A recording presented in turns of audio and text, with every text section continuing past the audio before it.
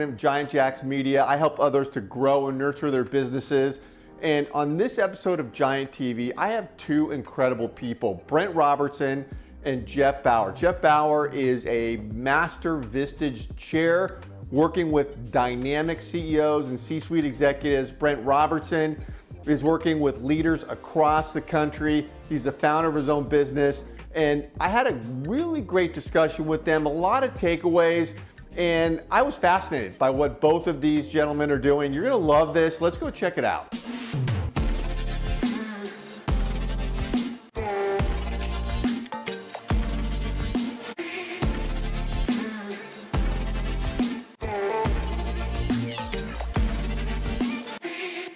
Hi everybody, this is Paul Hitchcock, founder and president of Giant Jacks Media. This is my channel, Giant TV, and I get to have really creative people on this channel, and certainly Jeff and Brent are no exception. Welcome both of you to Giant TV. Thank you, Paul. Yeah, thanks for having us. Yeah, I just want to get into this because we have a lot to talk about. And Jeff, I want to start with you. You're master chair for Vistage in the greater Hartford area, and you're also there, Brent. We're going to get into your focus. But I want to start by understanding what you're doing with your Vistage practice, and you have many groups. Tell us what's going on. Sure. So I've been a Vistage chair for 5 years now. I have 5 groups. I have 2 chief executive groups where I work with CEOs and business owners. I have a key executive group where I work with the next in command, reporting into the CEO or business owner. A trusted advisor group, which is an amazing group of people that I use as resources for my members when they have a need. And my newest group is an emerging leader group, the future bench strength of an organization. And I have to say, I work with amazing individuals in each and every one of those groups. Brent happens to be a member of my trusted advisor group, and I am super pleased to be here today with him. Very nice. Well, I've got to ask you, when you are bringing on new members to these groups, what is most important for you with the people that you're considering adding to your groups? Because I know you've got amazing people. Probably the wrong personality can really screw things up. So what are you looking for, Jeff, when you bring people on? I'm probably looking for a couple of major things. One is a growth mindset, recognizing that we can all learn, we can all grow, and that's what they want to do. As I'm looking for people that can check their egos at the door. I don't want big egos in the room. I really want it to be a safe space where we are all helping each other to achieve both personal and professional growth. Now that's interesting because you have entrepreneurs and founders like Brent in your group, and all of them, are in that position, which usually come with type A personalities. Right? These are people that are leading, doing things, that have people under them. Is it difficult to find those people that are open to letting others offer suggestions? And can you sniff that out early on, or does it really show up when they're in the group? No, I can sniff it out early on. What I will say is focusing on people with a growth mindset, they tend to recognize that they don't know it all. Their egos can get checked at the door, and they really are looking to be around a group of people that they can help and that can help them. Yeah, Brent, I'm just curious, your experience being in Jeff's group, is that, the way it's played out for you personally? Yeah, I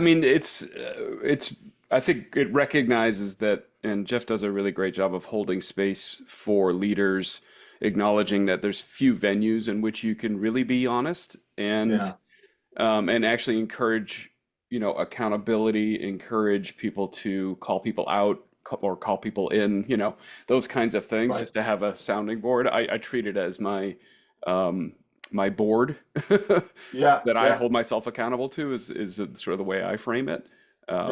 So yeah, it's a powerful experience for sure. And it's a great place in which to, often engage in the lonely experience of leadership. Yeah, I get that. And then are you meeting monthly, one-to-ones? Like what actually happens in the groups? So in my chief executive, in all the groups, we meet once a month as a group. Yeah. In the chief executive groups and the key executive group, it's a full day a month. Mhm. In the trusted advisor group, it's half day a month. In the chief executive group, I do one-to-ones on a monthly basis. So we're digging down deeper on a one-to-one basis. In both the key executive group and the trusted advisor group, the members of the group are meeting in triads between meetings Oh, okay. where they get their member run triads and they get to dig deeper on the issues that each of them are up against. Are the leaders, and Brent, you may even want to add in here too, connecting with each other outside of the groups, networking, helping each other? Is there relationships that are built there? Very strong relationships. I always love when we have a group meeting and the group is reporting, oh, I had lunch with so and so Oh, last yeah. week. Oh, Yeah. I had an issue and so, thank you so much for making the time to talk with me about it. The members are definitely engaging with each other between meetings. Yeah, Yeah. for sure. Yeah, and in fact, because of my role not only as a member but as a speaker for Vistage, I get to meet with other groups. So I've actually been in front of Jeff's other groups and have created some great friendships amongst those members. It's funny, Chris and I were just chatting this morning about, some tips and advice for him on as he becomes a speaker. So, yeah, it's been great, sort of that, cross-pollination, if you will. Yeah, that's awesome. I'm going to throw in there, since Brent said that, not only has Brent been in front of all my groups, I have him scheduled this year to come back and speak to all of my groups. And Brent has been in front of, I think, about 100 groups since he started as a Vistage speaker. And absolutely every single chair I talk to is amazed at what an amazing story Brent has to tell and what a phenomenal job he does in telling it. Yeah, I can second that. I've heard that, Brent, talking a lot of chairs, the feedback's been amazing. And we're gonna get into you in a minute. Jeff, I just want to ask you one last thing is on your groups, I know you have non-competing industries and the CEs in particular. Who are you bringing on now? What are the openings and who are you looking for? I am still open to virtually most industries. Okay. The industries that I have very well represented and I don't have any open seats for are wealth management and managed service providers. Okay. Other than that, I have available seats across groups for other industries. Okay. And I gotta say that I've come to know Jeff for a while here now. Incredible photographer, and that backdrop, Jeff, is your own. So I've gotta now remind me where that is again? That was taken in Jamaica. In Jamaica. Okay. Yeah. I Awesome. sat there watching the palm trees as I sipped on a nice beverage and enjoying the water. Oh man, I'm depressed right now, standing here in my office. That's great. Brent, you and I have got to know each other a bit over time, and you've got a lot going on. And I want to get updated on the launch of the podcast, but you're the founder of Generative, involved in listening communication. But let's dive in. What are you doing? What are you focused on? Right now, we're actually in the building of the company. It's only been launched since June of last year. So this Okay. last 6 months has been an amazing building time. Of Generative, you're talking Be about. generative, yeah, yeah. So Yeah. Fathom, the precursor, 20-year business, and then the rest of my professional career now I'm committing to be generative. And what we're really mindful of and focused on is sort of what's coming as it relates to the future of leadership. And there's some significant sort of seismic changes demographically, financially, economically, even culturally, that are really opening up a space in which we're going to be experiencing a lack of leadership. The largest business transition in human history is occurring over the next 10 years. $1.4 trillion in business ownership transfer, the largest transfer of wealth ever recorded. And the generations that are coming up that are going to be taking over frankly, are not prepared to take over leadership of these organizations. Are you talking And about but the transition from boomer to yeah, to Gen what? X and X. Gen Okay. X, for my generation and below, Gen X being a very small population where the boomer generation was enormous. Yeah. So what also is happening is, and it's going to hit really hard in 2030, is we're really driving off a demographic cliff where we have and will have significantly less human beings in the workforce in the United Hmm. States. It's already Hmm. hit China and Japan really hard, and Yeah. it's going to be hitting us. And so what we're really focused on is how can we more rapidly accelerate the practice of leadership to prepare those to take over the organizations that we've created, which is really important as it relates to even standing up our own economy in the future. And so what we've been really focused on in these past 6 months is preparing the team to be able to deliver the kind of leadership programming that we're known for at larger scale. And so that's really what we've been focused on. And as we move into 2025, we are positioned really well, including with Vistage and other large organizations, to be able to bring this programming through others into those organizations, which is really exciting. So Brent, let me ask you that. So then, does this mean you're going into businesses and leadership that's run currently by boomers, that generation, that you see that business either through a family transfer or an exit going to management team or some buyer that is a Gen X? Is that Yeah, so the right way? it's yeah, what's important to recognize, so one of the channels that we're focused on is that channel, exiting business owners. Okay. And amongst the top three criteria for a good sale is how prepared a leadership team is to take over. And Right. right now, the statistics would say that they're not. And so that's going Right. to be a significant disadvantage to a current owner to try to sell a business that hasn't done the work in developing the next generation of leaders to take it over. And that's one of the targets we're focused on. Other targets that we're focused on are professional listeners like Jeff, who are in the business of leading other leaders that are facilitators, holding space. And we also have a dedicated focus on the youth population as well, bring the programming into those in transitional times like coming out of high school into college, into the workforce, bringing this advanced programming in because, so many of, we're dealing with the sort of epidemic of lack of engagement Yeah. amongst the younger generations. And how do Yeah. we equip those coming through those age groups to be prepared for leadership and really taking over and inheriting the world we've created? What's interesting is, I mean, you probably know the stats. I remember hearing that the vast majority, staggering numbers of businesses do not make it to the next generation.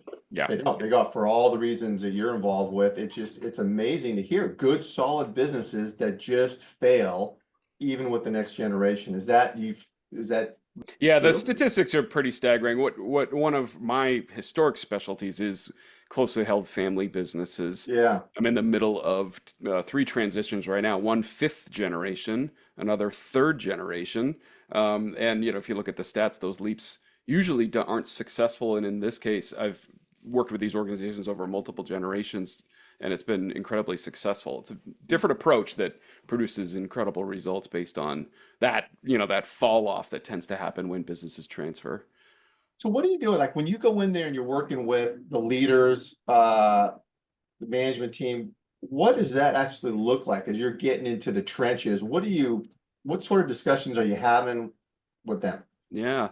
Well, one of the things that we spend some time on, certainly at the beginning, is really understanding and bringing language to the definition of what does it mean to lead in this place, and where is this organization going, and what is going to be called for by its leaders. And we disconnect because often in organizations under current ownership, often founders, is that the leadership is defined by that person's identity and persona, Oh yeah. or sort of a cult of personality kind of leadership. Hmm. Now, once that person leaves, they're no longer there, and that sort of persona is no longer. Well, then we're left to be like, well, what does it mean to lead this place? And all we're left with is, well, let's mimic what was there before.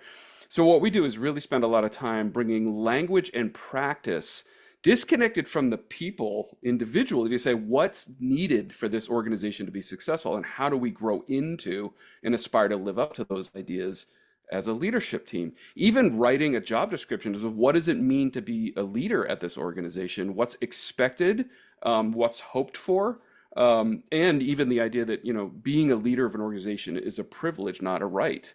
And so if we treat it that way, how do we operate? And what we do over the course of 3 to 6 months is not just get those things in language, but get them in practice and regular check-in on building leadership muscle within the organization. So we do it in a couple ways. One is we'll work with an organization and develop a program specific to them. And then in other forms, we bring it to organizations through individuals attending a cohort. So Jeff is involved in a cohort right now where there are 5 other members of that cohort from different organizations working together to really deepen and really enrich their own leadership potential and capacity through that program. So individual leaders can take this on their own. It can be worked with leadership teams. And often I spend a lot of time coaching the current founder, owner, out of the organization, which is something that doesn't get enough attention paid to it, because for a lot of leaders, founders, they build their identity around their work. Yeah. And so if they're when that happens and we haven't done the work to really architect a next chapter, we tend to hold on. And that's one of the biggest reasons upcoming leadership teams fail. They were never given the chance to really experience the front lines of what it's like to lead, because the current owner won't let go. And they won't let go because so much of their identity is built up into that business. And if they haven't defined an aspirational next chapter to live into, it's hard to let those things go. So it's really about, hey, we got to set the dynamics in place, and then we need to give the team at bats at the real hard stuff to start building that muscle of what it's like to be in the front lines when, it all comes down to you. Yeah. I've seen that so many times, especially with the privately held companies. There's no, people just die in their chair. That's the mentality. I'm going to die working, as opposed to big companies that have succession plans and, all that stuff. Well, I wanted to ask you then, Jeff, in your work with Brent, the 2 of you, so that is about you understanding what Brent is talking about, so you can advise the people in your groups as opposed to your own practice and the succession of your own practice. Am I understanding that correctly? No, the work that I'm doing with Brent is really about me as a person and a leader, learning better skills, learning how to have better conversations. There's, for me, been a lot of self-discovery. Okay. It's really about me growing. And when I bring Brent into my groups, they get a piece of that so that they can see how much they could achieve and accomplish by working with Brent on a closer basis. I have members who, after hearing Brent, have brought him in order to work with their leadership teams in order to create a much better outcome. He actively is working with one of my members right now, and the reports I get is not unexpected. He's amazing, and they're really benefiting from the work they're doing with him. Yeah, nice, very nice. Well, one of the things I'm thinking about, Brent, as you were talking, is so funny because I miss the boomer generation by 1 year. So I'm technically an X. My kids say, my kids call BS on me. Boomer, boomer, boomer every time I say something stupid. But I missed it. I'm technically an X. But what do you see as the differences in leadership? Like what's missing with the younger generation versus the boomers who are running these businesses? These younger generation, the X's, and I don't know what's after that, millennials or whatever it is, but how is it different for them, or what are they missing? Yeah, that's a great question. I mean, the dynamics are complicated because each generation were brought up in a world that's very unlike each other. Yeah. And so those experiences of the world that we've created define our ideas and assumptions about what leadership is and what it isn't. But I think fundamentally what's deeper is we're entering into a new age, even as a species, as we sort of move into, I would say the renaissance of humanity is really being called for. We've got all these new technologies coming, we've got all these deeper things. We had the experience of the pandemic. I think it was an eye opener to really open up the possibility of thinking differently about, well, what does it mean to work? How does this fit into my Oh life? yeah, And yeah. what actually are the components of a meaningful life experience? And I think this renaissance is creating a next generation of much more human-centered organizations that are a component of a deeply meaningful life experience. And that's something that we're really hopeful. We spend so much time in our professional lives.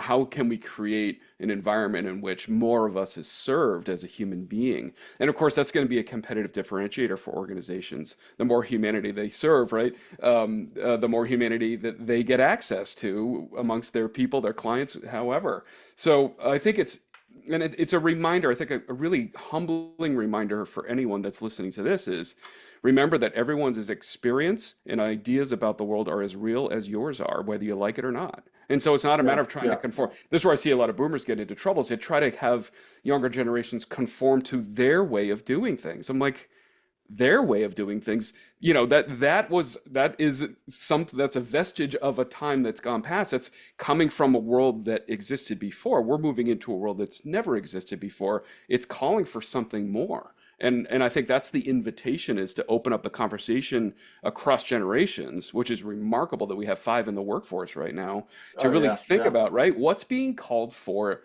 in the world we've created, and what's being called for in the desires we have for the world that's yet to be created, that leaders have huge influence on. Yeah. You said something that struck me, and I'm going to paraphrase here and probably get it a little bit wrong, but you made mention of leadership, where it's moving to is more of a human element in leadership. And I was thinking of my own experience with the kids. It's different because when I was coming out of college, you just get a job, right? You go to the workforce, you got to pay rent, you got to get an apartment. My brothers and my dad, like, oh, let's get going, boom. Not really thinking about, what do I really want to do? What motivates me? Where's my passion? I wasn't thinking about that shit at all. I just needed to go get That's work. right. It's different for my kids today. They're Yep. college kids, and my daughter out of college. They're all thinking about, what is my passion? Where can I help people? Where can I make a change and be different? That human element you talk about, I see it going on in my own life. It's pretty amazing. Yeah, for sure. Yeah, it's funny. It's like kind of, yeah, I grew up in the get a job, and now it's get a job or make a job. And we Right, have, right. you could build your own little micro economy very easily. So many people that actually are part of and work with me have that. That's their lifestyle, is they've created their own thing. And what a remarkable economy to be able to work in that environment. I mean, as a business owner, it's highly beneficial to me to have access to extraordinary talent that isn't on my payroll and that would Yeah. have never existed before. The freelance world was a much smaller thing as a Gen Xer. Today, it's like, it's huge. Like, I can't even imagine working any other way. No, my kid, when my son just got back from camping, New Year's, I live in Marin County, and he with these guys he met out of Stanford. One's still in college, they're out of Stanford. And we're talking about it, none of them had a traditional job out of college. They're all, like you just said, like, I don't even know what they're doing, but they're successful and they're like starting things and doing things. It's just a different mindset today. Yeah. Very cool. Yeah, well, and I could talk about this forever. This is great. I want to tell people, wherever you're watching this, because we stream this everywhere, YouTube, LinkedIn, that Brent and Jeff's information is going to be around it. Highly advise you to get connected with them. Both of you have great content going out there, guiding, teaching, helping people. And I know, Jeff, you've got, a complimentary session. You'll get on a Zoom with folks and learn about them. Brent, same with you. 100%. Yeah, Yeah. Yeah. yeah. So that's great. So we'll have that information around here. But yeah, this is great. I love it. I really appreciate both of you being here. Hey, Paul, I just wanted to share something, even amongst us three, Yeah, one of the most beautiful aspects of what we're talking about here as it relates to leadership and how do we take more responsibility for the world is these little micro communities like we have here. Jeff has been instrumental in endorsing and sponsoring me being successful in so many ways. And Paul, I met you through Jeff, right? And right. same, like here's, what called the three of us to have this conversation. It's these little moments that make the difference. where Agreed. people, because we all rise together, and if we can have these kinds of conversations out in the open, so that others can see while those conversations are happening, we're thinking about things differently, and just sharing and lifting each other up. I mean, that's what it's all about. So I really appreciate you calling us together today. Oh, thanks for saying that. Well said. I concur. Yeah. And Jeff, amazing connector. Yeah, for sure. Well, thank you. It's when I meet amazing people like both of you, it's my joy to be connecting you and have us all working together. Yeah. No, thank you. Thanks. All right. We'll see you very soon, both of you. Sounds Excellent. great. Thank you so much, Paul. Thank you so much, Brent.